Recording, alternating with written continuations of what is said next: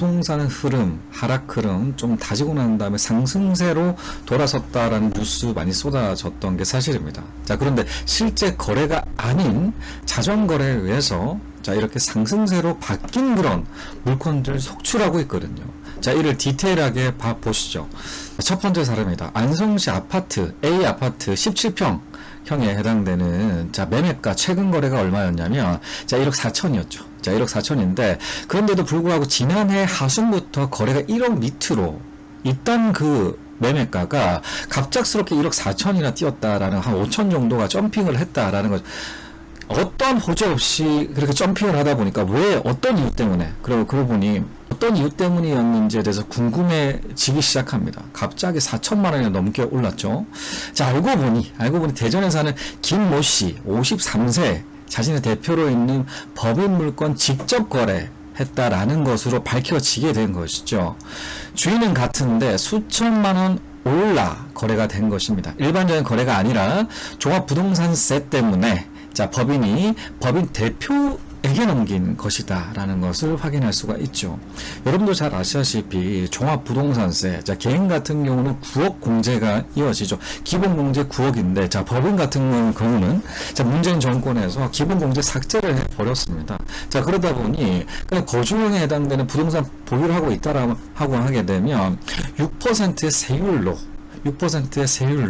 자, 이런 종합부동산세를 받는다는 엄청나게 크다라는 거죠. 한 채 보유한 것만으로도 수백만 원에 해당되는 종합부동산세 낼 수밖에 없기 때문에 굉장히 부담스러운 게 사실이거든요.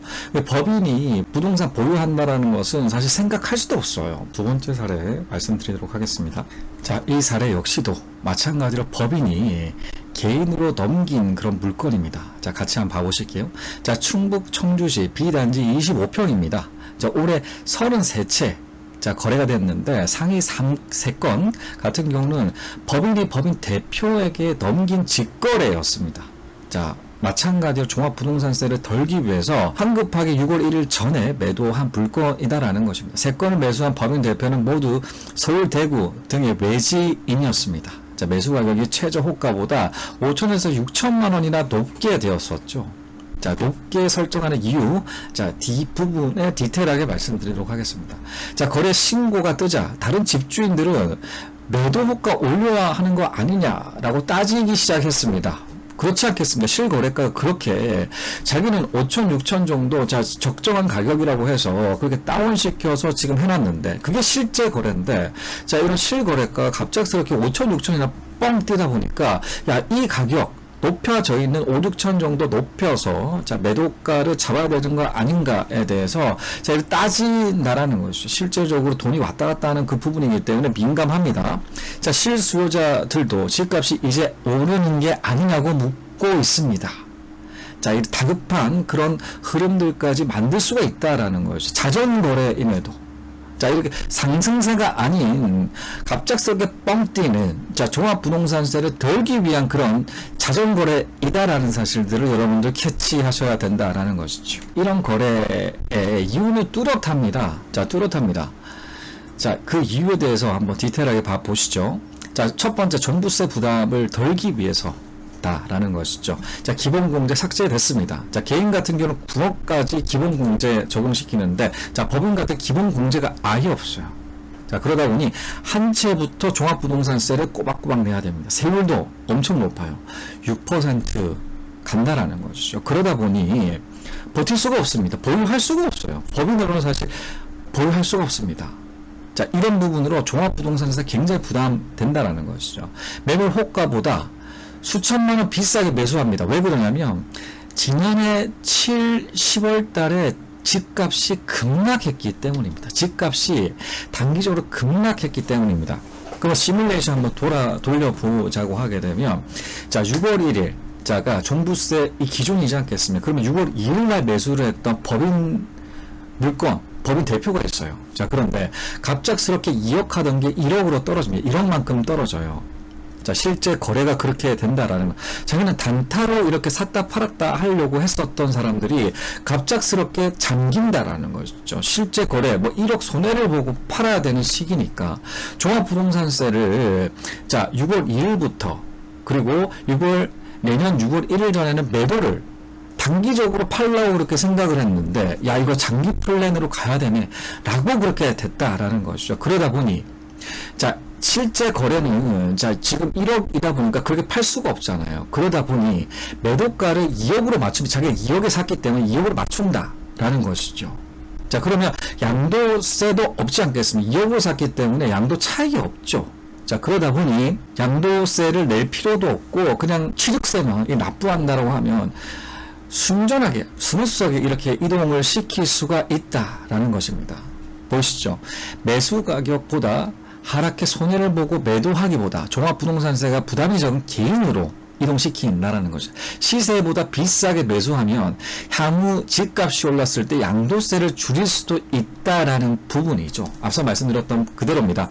자, 2억에 샀는데 갑작스럽게 1억으로 떨어지다 보니 자, 1억의 그 시세에 맞게끔 개인으로 이동하기보다 2억에 맞게끔 딱 소유권 이전을 한다라고 했을 때 2억으로 샀잖아요, 개인이.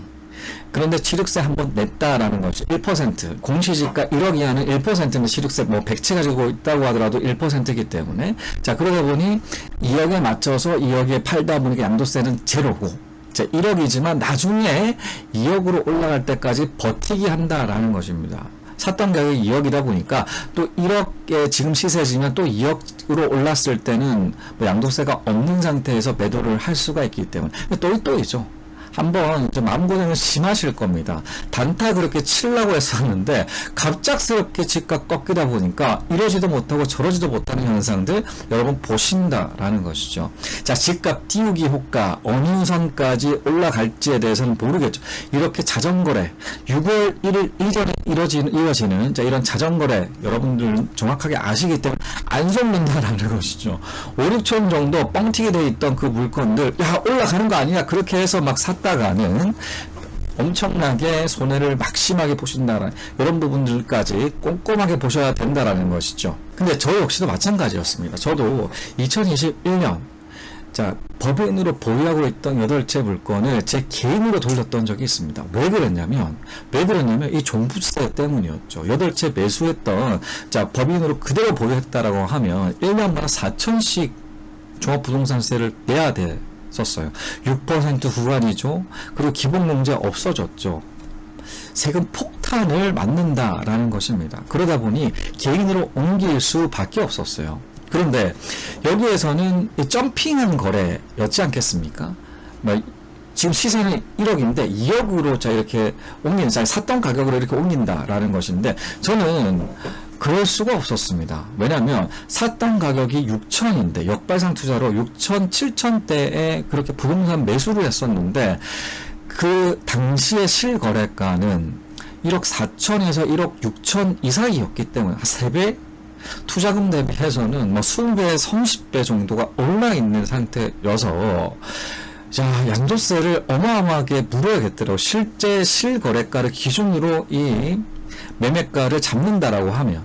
자, 그래서 실제로 국세청에서 기준을 정해주죠. 레인지를 정합니다. 실거래가 30%까지 하락거래 할 수가 있다고. 저는 거기에 맞춰서 자, 이렇게 실거래가를 신고를 했고, 자, 신고를 했고, 국세청에서도, 자, 이런 그 당시까지만으로 과열지구였기 때문에 작은 플랜이라든가 이런 것들 다 제출을 해서, 자, 양도세, 그에 따른 양도세를 납부를 해서, 자, 이렇게 스무스하게 이동을 시켰었는데, 이 다른 거래다라는 것이죠. 저는 집값이 너무 많이 올라 있어서 좀 하락 거래를 만들 수밖에 없었다라는 부분이 있습니다. 자, 그리고, 자, 여기에서 문제가 되는 게, 자, 국토부에서는 난리가 났거든요. 자, 이런 상승, 집값 뻥튀기 할 수가 있는 이런 거래들 주시를 하고 단속하게 꼼꼼하게 보겠다라고 이렇게 나오고 있습니다. 그 중에 가장 꼼꼼하게 봐야 돼. 나라고 생각하는 부분이 뭐냐면, 자, 이런 실제적으로 법인에서, 자, 개인으로 이동합니다. 그러면 2억으로 팔았잖아요. 자, 그러면 개인이 법인한테 돈을 줘야 합니다. 그렇지 않겠습니까? 자, 그런 그 자금 거래 부분을 꼼꼼하게 본다라는 거예요. 자금 플로우가, 자, 이 말로만 그렇게 하는 것이 아니라 실제로 가격들이 들어가야겠죠. 자, 개인으로 샀기 때문에 들어가야 됩니다. 이런 것까지 꼼꼼하게 보겠다. 왜 그러냐면, 자, 법인의 회계 장부 같은 게 투명하거든요. 투명해야 되고, 안 그렇다라고 개인 횡령이라든가 그런 걸로 큰 문제로 발생할 수가 있기 때문에 투명한 그런 자금 흐름 플로우를 보기 위해서라고 하더라도 자, 요렇게 꼼꼼하게 본다라고 국토부에서 자, 그렇게 진행하고 있습니다.